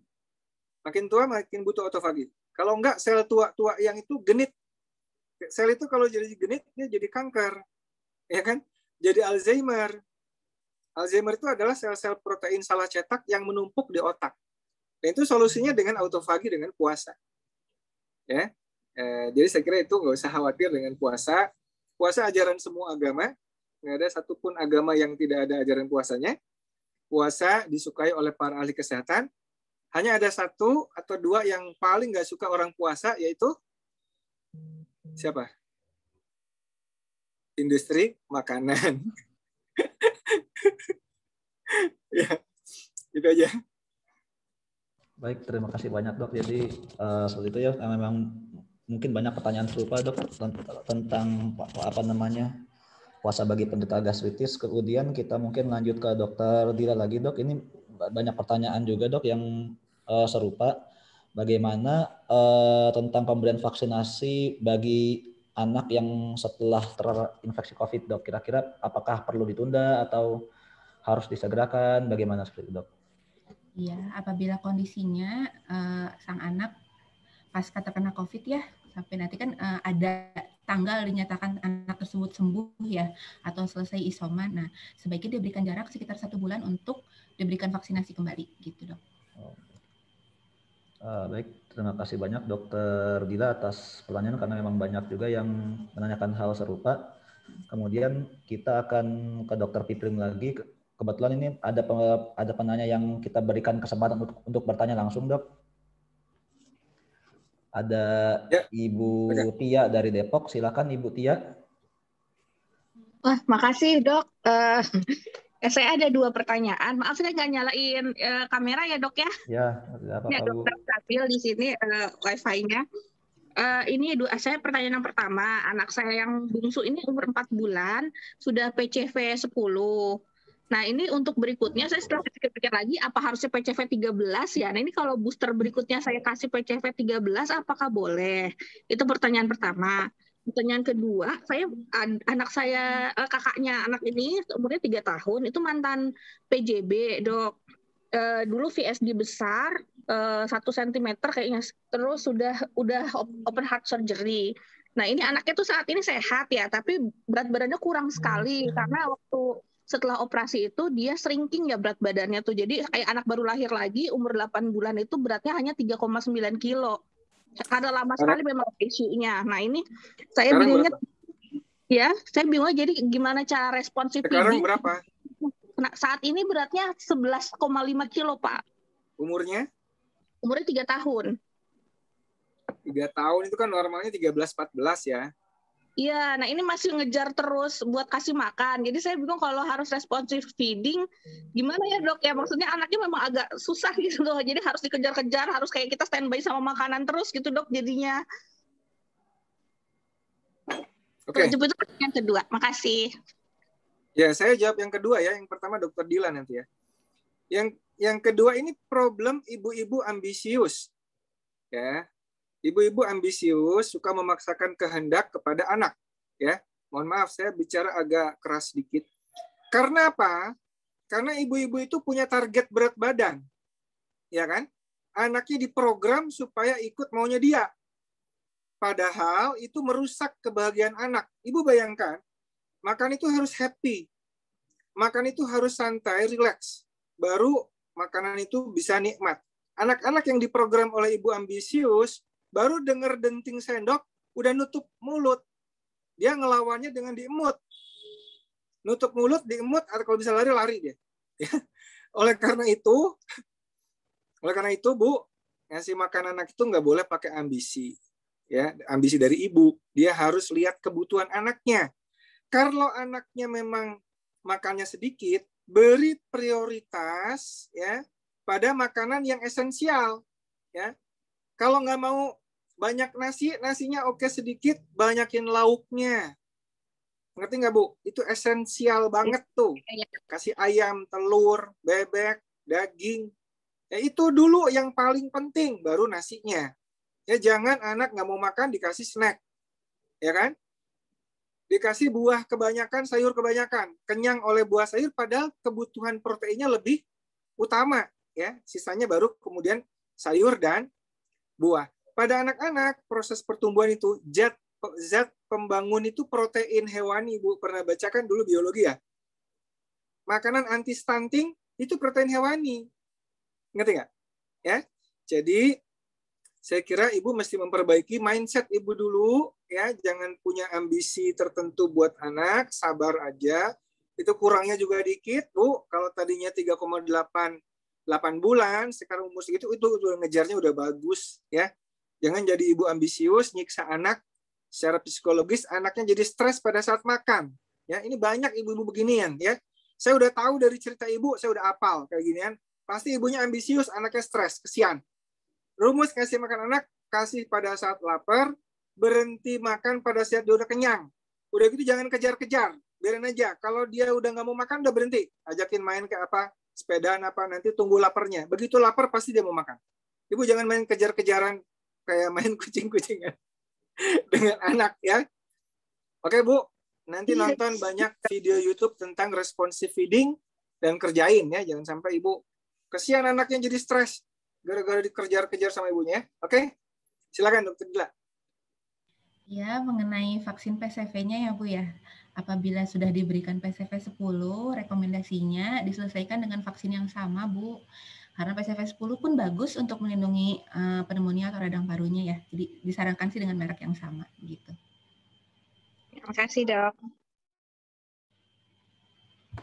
Baik, terima kasih Dokter Piprim, Dokter Dila atas jawabannya, dan Ibu Tia juga ya, terima kasih banyak sudah berpartisipasi. Kita lanjut ke pertanyaan selanjutnya. Mungkin nanti pertanyaannya mungkin tidak bisa kita jawab semua, mungkin kita akan pilihkan beberapa saja karena banyak yang serupa. Ini mungkin kita berikan ke Dokter Dila lagi, Dok. Ini mungkin ada pertanyaan.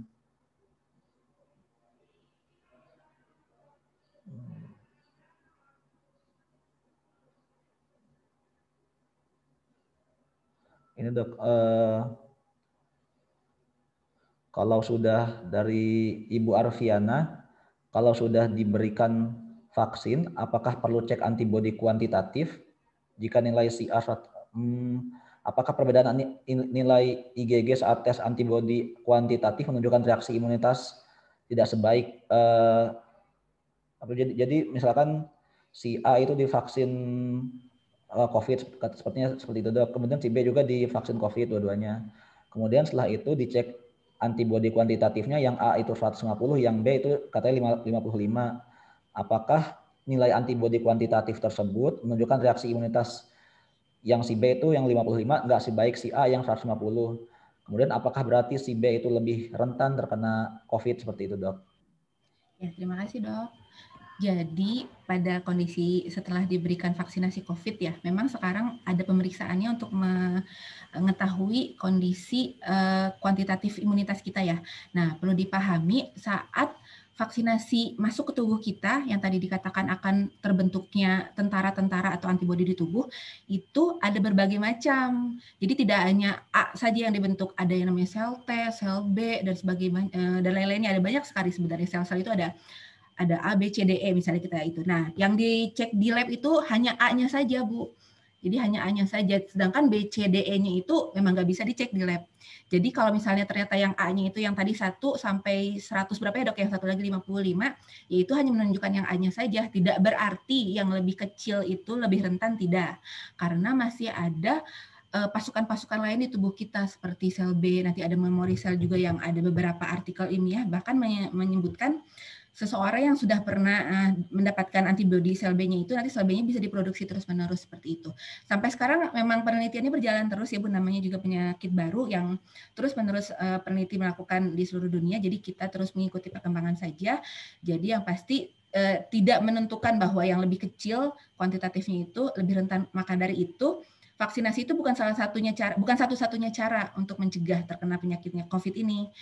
Makanya harus ditambah dengan prokes yang baik. Prokes yang baik itu 5M yang tadi itu ya. Jadi pakai maskernya yang benar, terutama jaga jaraknya, jangan sampai berkerumun dan sebagainya. Jadi gitu, jangan hanya mengandalkan dari vaksinasinya saja. Gitu mungkin, Dok. Baik, terima kasih banyak atas jawabannya, Dok. Kemudian mungkin kita ke Dokter Piprim lagi, Dok. Ini mengenai diet low carb itu, Dok. Apakah asupan low carb tinggi protein dan lemak bisa membantu mencegah infeksi virus COVID, tapi juga tetap meningkatkan berat badan karena penanya katanya berat badannya kurang dan mencegah hipertensi, Dok. Kemudian apakah selama puasa itu, selama puasa yang menyehatkan ini ya, apakah boleh tetap minum air putih atau mungkin minum teh tanpa gula atau minuman yang 0 kalori seperti itu, Dok?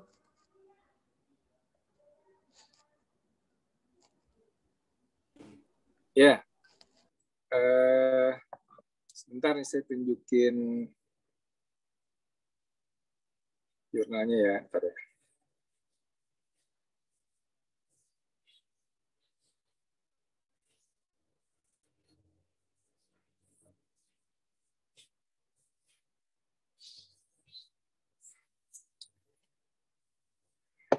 Ya, jadi pertanyaannya tentang diet low carb ya.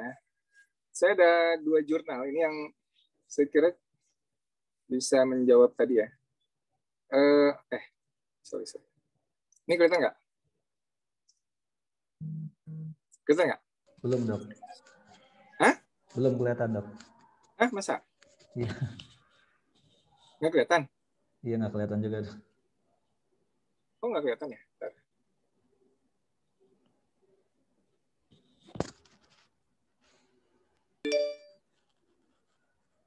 Kelihatan nggak? Nah, kelihatan, Dok.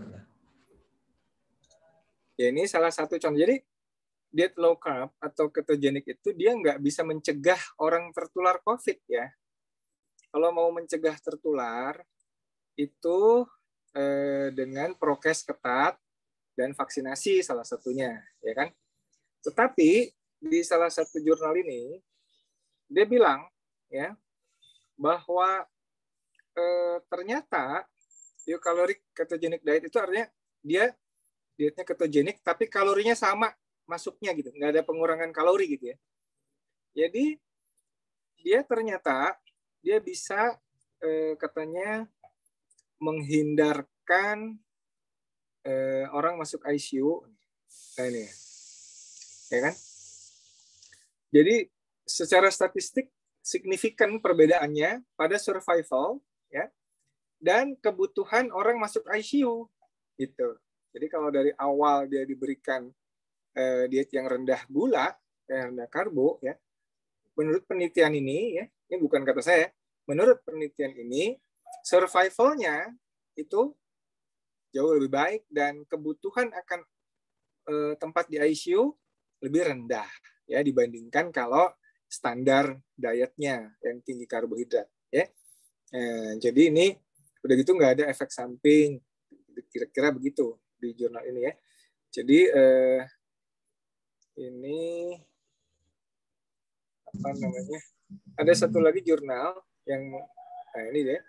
Ketogenic diet itu bisa sebagai mencegah dan supportive care. Ini preventifnya bukan preventif untuk ketularan ya, tapi dia di sini nih preventifnya, dia ada gambar yang nah ini dia ya.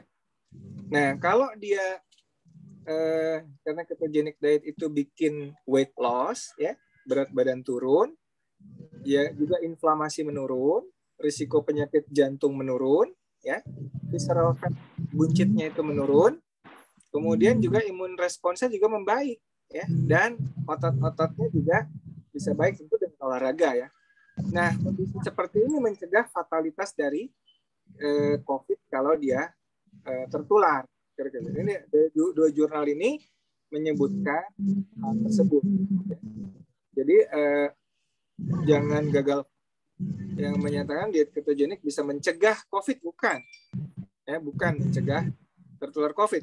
COVID penularannya dicegah dengan prokes yang ketat, dengan PSBB atau PPKM, dengan vaksinasi, ya. Tetapi setelah dia tertular, ya, itu kalau orang itu hilang obesnya, ya, membaik diabetesnya karena diet ketogenik juga bisa memperbaiki diabetes, itu insya Allah lebih ringan dampaknya dan kebutuhan akan masuk ICU lebih ringan. Ya. Bahkan survival, kalau survival kan yang survive, yang meninggal itu juga lebih berkurang signifikan. Itu dari jurnal yang tadi. Ya. Menjawab nggak ya? Menjawab dok, berarti tetap walaupun sudah diet ketogenik harus tetap menjaga prokes ya dok, tidak bisa ya, kemana-mana tanpa masker seperti itu. Ya, tetap vaksin juga. Tetap vaksin juga betul. Vaksin COVID juga tetap ya. Kemudian selanjutnya ini ada pertanyaan lagi untuk Dokter Dila.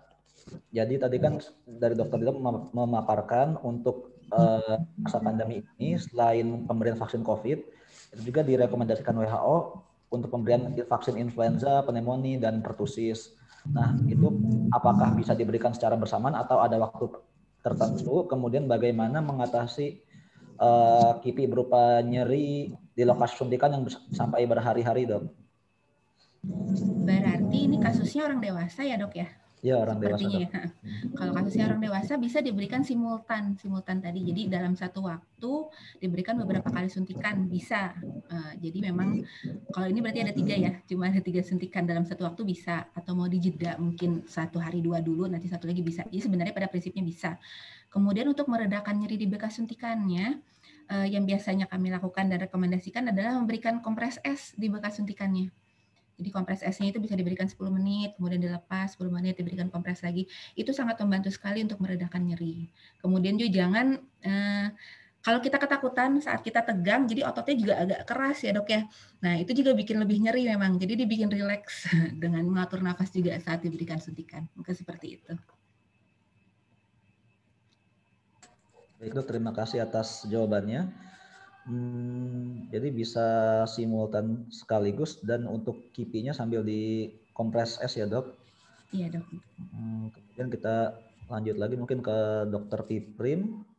Ada pertanyaan ini dok yang cukup sering juga, apakah bagaimana cara meningkatkan imun dengan menggunakan bahan-bahan rimpang? Apakah cara tersebut benar-benar efektif meningkatkan imunitas? Seperti itu dok. Bahan apa? Bahan apa? Dengan bahan-bahan rimpang-rimpangan seperti jahe, sereh, dan lain-lain dok. Ya, jadi ada beberapa jenis makanan ya, seperti kunyit ya, turmeric itu kunyit ya. Kunyit atau apalagi saya juga nggak terlalu hafal ya. Itu bisa dikatakan meningkatkan imunitas tubuh ya. Jadi kalau ada dasarnya, ada yang sudah meneliti itu, monggo silakan ya.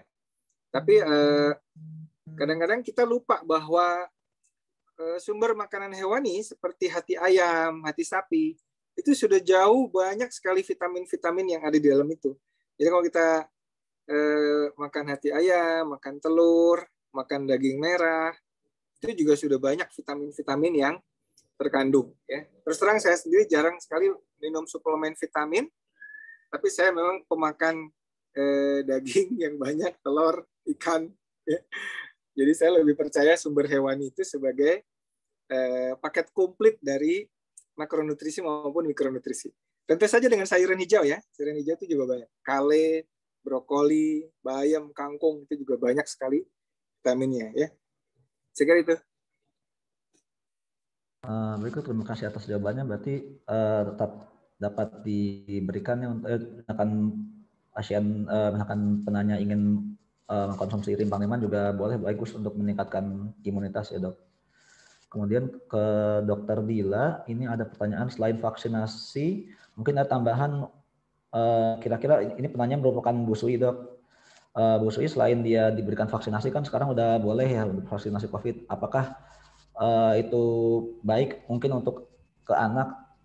Apakah ada efeknya enggak kalau misalkan Ibu Sui itu divaksin COVID? Apakah ada dampaknya ke anak? Atau mungkin jika ibu tersebut terkena COVID, apakah boleh menyusui langsung ke anaknya seperti itu dok?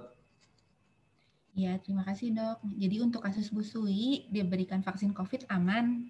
Makanya dari aturan Kemenkes juga untuk Indonesia memang sudah direkomendasikan ya untuk vaksinasi COVID kepada busui tidak masalah, tidak akan ada efek samping kepada anaknya. Nanti malah saat ibunya sudah mendapatkan antibodinya bisa ditransfer juga kepada anaknya lewat ASI. Dan pada kondisi seorang ibu yang terkena COVID, mungkin di sini bayinya negatif ya atau tidak COVID. Apakah boleh menyusui langsung? Jawabannya boleh jika memang ibunya masih mampu menyusui, dalam artian berarti tidak dalam kasus sedang berat ya, dalam kasus yang ringan masih bisa menyusui boleh, tapi prokesnya benar-benar dijaga dengan ketat. Ibunya setiap mau menyusui ganti pakaiannya dengan pakaian yang baru, kemudian usahakan memang ventilasi terjaga dengan baik, jadi jendelanya dibuka seperti itu. Kemudian menggunakan maskernya yang double, jadi pada anaknya juga ibunya tidak menularkan, harapannya seperti itu. Jadi bisa untuk dari Kemenkes juga sudah ada protokolnya bagaimana menyusui pada busui kepada anak itu bisa dilakukan secara langsung, tidak harus selalu dengan ASI perah gitu. Jadi seperti itu dok.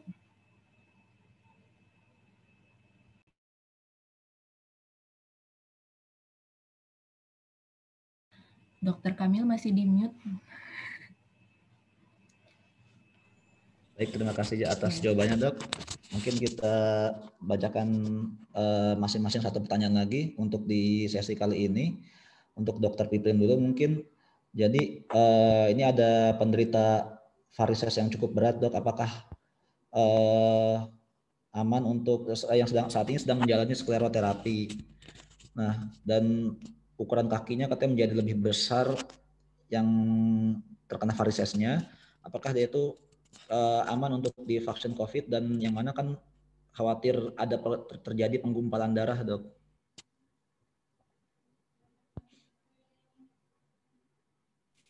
Itu konsul ke internisnya deh. Ya. Oh iya dok. Iya, agak-agak spesifik. Spesifik ya, ada kasus khusus. Baiknya bagi penanya, baiknya konsultasi ke dokter penyakit dalam karena untuk mengetahui apakah aman tidak pada kondisi penanya untuk diberikan vaksin COVID karena varisesnya masih berat dan sedang menjalani skleroterapi. Kemudian ini dok ada menanyakan tentang pola tidur sekarang dok. Penanya menanyakan bagaimana sih pola tidur yang efektif. Kadang-kadang kita itu kadang tidur cuma 5-10 menit aja katanya udah cukup segar. Mohon penjelasannya dok. Ya, tidur itu yang bagus seperti tidurnya Rasulullah SAW ya. Itu sesuai dengan variasi diurnal tubuh. Ya. Jadi tidur ba'da isya, begitu salat isya selesai, kemudian tidur, mungkin 5 jam cukup atau 6 jam cukup, ya bangun jam 2, ya kira-kira jam 8 sampai jam 2 gitu ya, atau setengah 3, atau jam 3 lah. Baru kemudian sholat malam, zikir dan sebagainya, terus aktivitas lagi. Jadi itu biasanya udah seger tuh, ya, udah seger. Kalau nanti ngantuk lagi, mungkin bisa tidur siang, nambahnya tidur siang ya, ba'da zuhur sebentar mungkin ya. Nah, itu jadi yang 5 menit tidur udah cukup, ya mungkin nggak tahu kalau saya sih kurang 5 menit ya. Yang jelas kita tuh mesti pintar mendengarkan kebutuhan tubuh kita. Jangan sok-sokan, ya. Jangan sok-sokan. Yang sok-sokan ini bahaya. Misalkan kena COVID. Enggak kok saya nggak apa-apa gitu. Maksudnya kalau Anda kena COVID positif, segera tidur, istirahat. Tubuh Anda butuh konsentrasi untuk menghilangkan virusnya. Jangan Anda ganggu dengan Anda mikirin kemana-mana, ya kan? Update status, bikin podcast, padahal baru kena COVID, ya. Kena COVID, sesak pakai oksigen, bikin podcast. Bikin rekaman video. Bukan, Anda itu tidur, istirahat, fokus menghadapi virusnya. Kasihan, sel imunitas Anda itu harus diganggu. Belum disuruh makan lagi. Ya kan? Lagi awal-awal itu malah disuruh makan. Energinya dialihkan ke proses makan. Padahal kan itu ada hadisnya juga loh. Ada hadisnya juga. Jangan kau paksa makan orang yang sedang sakit kalau dia memang sedang anoreksia. Itu dia sedang fokus untuk penghilangan patogennya. Ini hal sederhana seperti ini sebetulnya kucing aja tahu. Kucing aja tahu kalau dia sakit itu dia mojok, tidur, dan puasa. Ya, masa kita kalah sama kucing? Kalau kita sakit, nggak mau nafsu makan, paksakan makan. Lah, kalah sama ilmu kucing. Ya. Jadi, apa tadi pertanyaannya kok kemana-mana ya? Oh, tidur ya. Tidur yang baik adalah tidur di awal malam, ya kan? Bangun di sepertiga akhir malam. Itu yang paling pol. Nah, kita kan nggak gitu. Kita begadang sampai jam 2, jam 3, baru tidur menjelang subuh. Iya kan? Bangun-bangun akhirnya nggak seger. Harusnya kalau seger itu olahraga, kita tidur lagi. Udah tidurnya kurang, nggak olahraga. Karena lapar, ngemil. Udah, klop. Ya, Dr. Rizky itu. Baik, terima kasih banyak atas jawabannya dok. Mungkin ini pertanyaan terakhir untuk Dr. Dila. Jadi kan saat ini kan kita sudah ada program vaksinasi COVID ya, yang pemberian vaksinasi gratis dari pemerintah yang dikatakan kurang efisien untuk menghadapi varian Delta saat ini. Kira-kira jadi vaksinasi seperti apa yang amannya seperti dok, mohon penjelasan. Ya, terima kasih Dr. Kamil. Memang ada banyak berita ya yang menyatakan seperti itu, namun ada juga sanggahan-sanggahan dengan data-data dari beberapa negara lainnya, seperti di Chile dan sebagainya, bahwa Sinovac masih tetap sangat bermanfaat untuk yang dikatakan varian Delta ini ya, yang sedang banyak ini. Sinovac masih tetap sangat bermanfaat, bahkan dapat mengurangi angka keparahan juga sampai kematian meskipun seseorang terkena varian Delta. Dan kembali lagi, vaksinasi ini, karena ini kondisinya pandemi ya di seluruh dunia kondisi COVID ini, jadi tidak hanya mengenai satu vaksin saja, tidak hanya vaksin ini efikasinya seperti cuma segini nih, cuma di bawah 60% nih, tidak hanya itu ya, karena balik lagi yang kita lihat adalah program vaksinasinya, sebanyak mungkin orang mendapatkan vaksinasi agar tadi tercapainya herd immunity gitu. Jadi nggak usah pilih-pilih vaksin karena takut Sinovac kok cuma segini gitu, atau misalnya nanti ada lagi AstraZeneca kok cuma segini. Nggak usah, yang penting adalah kita melakukan vaksinasi, kita bujuk, kita ajak lingkungan sekitar kita, keluarga kita untuk mendapatkan vaksinasi agar semakin banyak herd immunity ini, agar semakin menurun jadi angka keparahan tadi yang Dr. Biprim bilang juga tadi ya. Jadi 80% itu sebenarnya kan angka kejadiannya kan ringan. Jangan sampai yang angka 5% kritis dan 15%-nya berat itu jadi datangnya secara bersamaan gitu. Makanya rumah sakit kolaps, tenaga kesehatan kolaps gitu. Jadi benar-benar vaksinasi ini masih sangat bermanfaat. Hasil penelitian yang dilakukan Kemenkes di Jakarta sih masih sampai 90% lebih ya, bisa mengurangi tingkat keparahan dan juga kematian gitu. Jadi masih sangat bermanfaat kok. Mungkin gitu, Dok. Baik, terima kasih atas jawabannya, Dok. Berarti nggak usah pilih-pilih vaksin ya, Dok. Yang penting kita mencapai herd immunity bersama-sama seperti itu. Iya, jangan ragu untuk vaksin COVID. Baik, terima kasih banyak. Baik, sebelum kita tutup sesi ini, boleh mungkin kami minta closing statement atau pernyataan penutup baik dari Dr. Piprim dulu mungkin, Dok.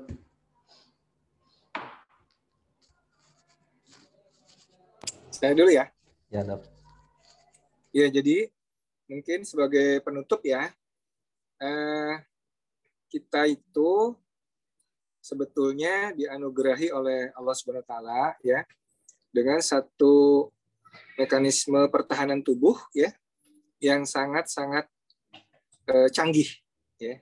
Lebih canggih dari sistem pertahanan dari negara manapun gitu ya. Berlapis-lapis ya. Hanya kadang-kadang kitalah yang merusak sistem pertahanan tubuh kita itu dengan pola hidup yang tidak betul ya. Kita stres ya, jarang ingat sama Allah ya kan, jarang berdoa. Agama manapun kan menganjurkan dekat dengan pencipta ya. Kemudian kita juga malas gerak ya, jarang sekali kita mau olahraga, jalan kaki aja malas ya kan, maunya naik motor, nggak mau naik sepeda ya. Kemudian puasa, jarang banget mau puasa kecuali bulan suci Ramadan. Ya, padahal puasa ajaran semua agama. Kemudian tidur, ya senangannya begadang sampai pagi, main game online, anaknya dibiarkan aja main game online misalkan ya. Dan kemudian tadi lupa satu lagi, tidur, puasa, olahraga, nutrisi. Nutrisi kita penuh oleh junk food, ya. Kita nggak peduli lagi dengan makanan real food. Makanan real food itu adalah bukan merek real food ya. Ada merek real food isinya botol gitu kan. Bukan itu. Real food itu makanan alami yang tadi itu yang ada sayuran hijaunya, ada hewaninya, ya kan?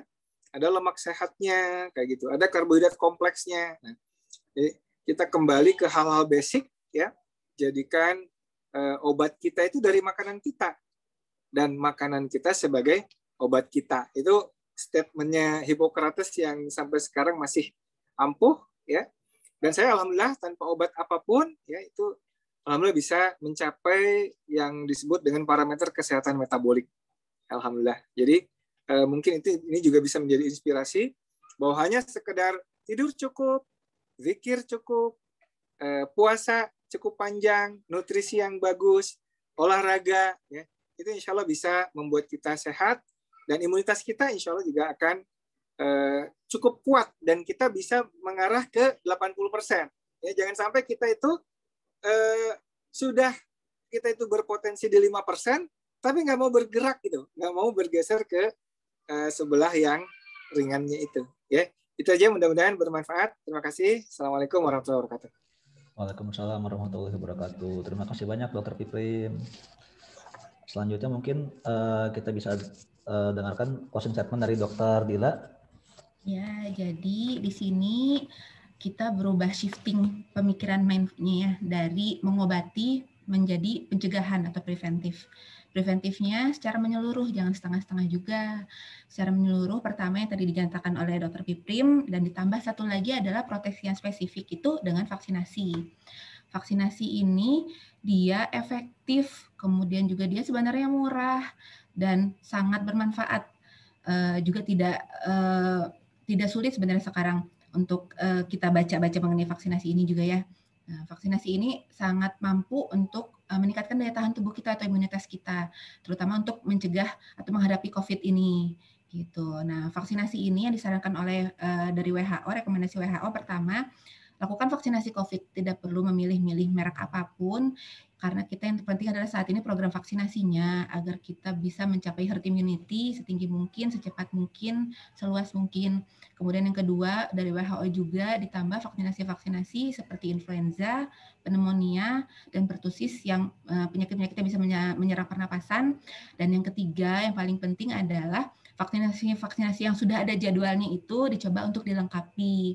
Apabila tertinggal, bisa dilakukan catch up atau kejar vaksinasi. Tidak masalah, yang penting adalah kita semua bisa terlindungi, bisa meskipun tadi terkena COVID dan 80% agar tidak sampai ke kondisi yang parah atau yang berat gitu. Dan vaksin ini perlu diingat bahwa bukan hanya tentang diri kita sendiri saja agar tidak terkena sakit, tapi juga untuk komunitas atau keluarga atau kelompok yang lebih besar gitu. Jadi bukan hanya tentang diri sendiri. Mungkin begitu, Dok. Baik, terima kasih Dr. Dila atas closing statement-nya. Baik, kami juga mengucapkan terima kasih banyak kepada Dr. Piprim selaku pembicara pada sesi pertama dan Dr. Dila selaku pembicara pada sesi kedua. Kemudian kami juga ingin kembali lagi, kami juga sebelum menutup, kami akan menyimpulkan tadi ya dari Dr. Piprim, ada upaya-upaya meningkatkan imunitas, ada 5 nih yang bisa kita lakukan di rumah tanpa banyak tanpa perlu sulit-sulit. Yang pertama, kita bisa berdoa, kemudian berolahraga, berpuasa, mengatur pola tidur, dan makan makanan sehat. Kemudian dari Dr. Dila ditambah juga dengan vaksinasi yang merupakan perlindungan yang spesifik, murah, mudah, dan sangat bermanfaat. Baik, sebelum kita tutup, kami mengingatkan kembali saat ini kami sedang mengadakan giveaway ya, berupa voucher 200 sebesar 200.000 bagi 10 orang pemenang. Bagaimana caranya? Caranya bisa repost, bisa like dan komen postingan webinar ini di Instagram @rumahvaksinasi, kemudian di repost postingannya sambil nge-tag @rumahvaksinasi dan screen capture kehadiran ayah dan ibu di webinar ini, lalu share di IG story dan tag @rumahvaksinasi.